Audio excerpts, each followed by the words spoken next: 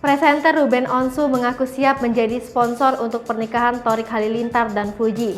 Pernyataan Ruben Onsu itu diungkap saat dirinya bertemu Fuji dan Thorik Halilintar di belakang panggung sebuah acara televisi.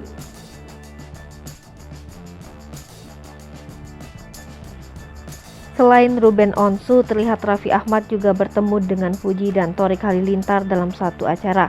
Raffi Ahmad tiba-tiba mengucapkan terima kasih pada Ruben Onsu karena sudah menjadi fotografer prewedding untuk Fuji dan Thorik Halilintar.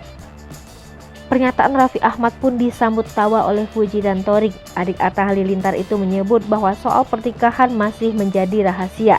Ruben Onsu yang ada di sebelah Raffi Ahmad pun ikut tertawa mendengar candaan sahabatnya. Suami Sarwenda itu mengaku siap menjadi sponsor pernikahan Fuji dan Thorik Halilintar saat menikah nanti. Tak tanggung-tanggung, Ruben Onsu berniat mengeluarkan semua brand miliknya saat pesta pernikahan Fuji dan Thorik Halilintar nanti. Mendengar tawaran Ruben Onsu, Fuji spontan menyetujui pernyataan suami Sarwenda itu. Ruben Onsu menegaskan bahwa pernyataan dirinya bukan candaan, ia bahkan siap menyiapkan makanan untuk 5.000 tamu undangan.